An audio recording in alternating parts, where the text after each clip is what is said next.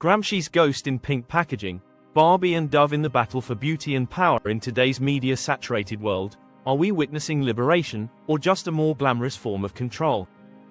This video explores how two iconic cultural artifacts, Barbie, the emblem of idealized femininity, and Dove's Real Beauty campaign, the self-declared champion of body positivity, intersect with the theories of Italian Marxist thinker Antonio Gramsci. By examining these cases through the lens of hegemony, consent, and cultural leadership, we ask, are these brands disrupting dominant ideologies, or are they rebranding them to be more acceptable? Let's unpack how mainstream media and critical media studies have used Gramsci's ideas, sometimes to challenge power, sometimes to decorate it. Barbie, 2023, Gender Hegemony and Cultural Resistance Through a Gramscian Lens Film Summary, directed by Greta Gerwig. Barbie, 2023, follows Barbie and Ken as they journey from the female-dominated utopia of Barbieland into the real world. The film explores themes of patriarchy, gender roles, and female identity, raising structural questions about power and representation. Gramscian concepts in analysis. 1. Gender and hegemony. According to Antonio Gramsci, hegemony is not maintained solely through political force but through cultural consent. In the film, the real world is dominated by patriarchal cultural hegemony. Women are subjected to male-dominated norms in workplaces, public spaces, and domestic life. Right-pointing arrow. Barbieland represents a pre-hegemonic utopia. Upon entering the real world, Barbie and Ken encounter dominant norms of masculinity and power. 2. The role of civil society. Gramsci emphasizes that institutions like education, media, family, and religion are vehicles of ideological dominance. In Barbie, advertisements, school systems, and pop culture serve as mechanisms that sustain the patriarchal hegemonic order. The male-led executive board at Mattel, the owner of the Barbie brand, symbolizes how patriarchal values are embedded within corporate structures. 3. Counter-hegemony and resistance. In the second half of the film, Barbie realizes that women are valuable not just for beauty, but also for thought, leadership, and emotional complexity. This awakening marks the beginning of a Gramscian-style counter-hegemonic process. The characters don't exit the system, but generate awareness within it, creating a symbolic counter-hegemonic space. While done with irony and humor, it still delivers a form of cultural resistance. 4. Barbie as an organic intellectual. Gramsci's concept of the organic intellectual describes a figure who arises from within a marginalized group and helps raise its awareness. In the film, Barbie starts as a passive product of the system but evolves into a self-reflective figure who inspires other women. Through this transformation, Barbie stops being a toy and becomes a social subject. Critical perspective. Aestheticized feminist resistance. As with The Crown, Barbie critiques hegemony but does so within a system-approved aesthetic. The film doesn't propose a true systemic transformation. The discussion of hegemony is reduced to entertainment and aesthetic consumption. In Slavoj Žižek's terms, this is interpassivity. The audience consumes resistance on screen, relieving themselves of the need to demand real change. Conclusion.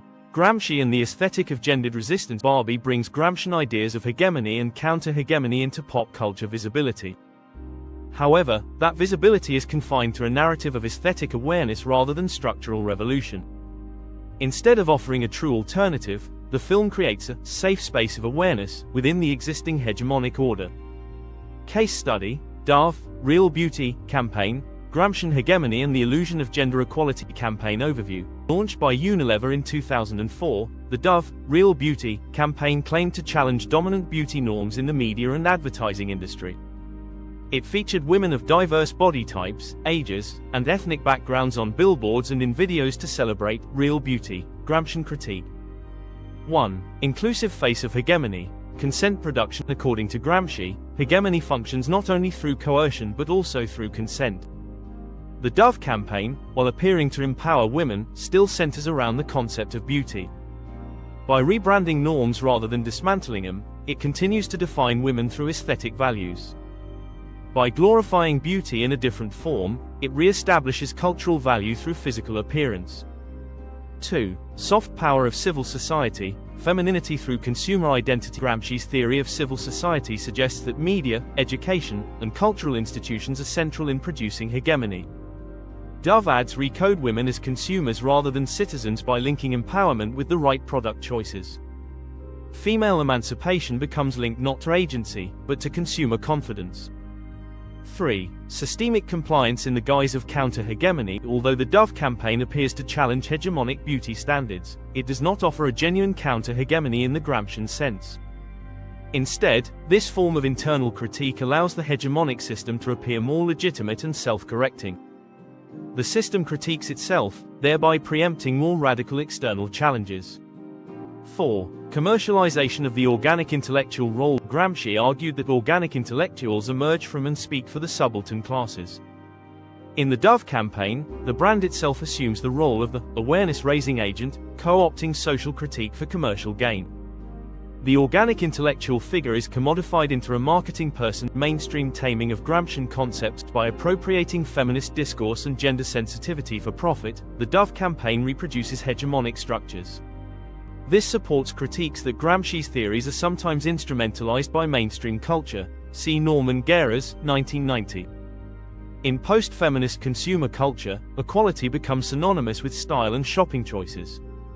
Conclusion: illusory freedom and hegemonic reproduction. Though the Dove, Real Beauty, campaign appears empowering on the surface, a Gramscian reading reveals it as a tool for legitimizing neoliberal capitalism. Women become subjects not through political agency, but via consumption, arguably the most sophisticated form of modern hegemony. Beyond Real Beauty and plastic dreams, who really owns empowerment? What Dove and Barbie have in common is not just a focus on femininity, but a deep entanglement with hegemonic power. Dove wraps consumer capitalism in feminist language, while Barbie rebrands itself as a multicultural, empowered icon. Yet in both, freedom is sold back to women, stylized, market-friendly, and apolitical. Gramsci warned us, hegemony thrives not by silencing resistance, but by absorbing and reinterpreting it. Both brands show us how cultural industries borrow the aesthetics of rebellion to make the system seem fairer, while keeping its foundations intact. So the final question remains: are we breaking the mold, or just reshaping it to fit back into the shelf?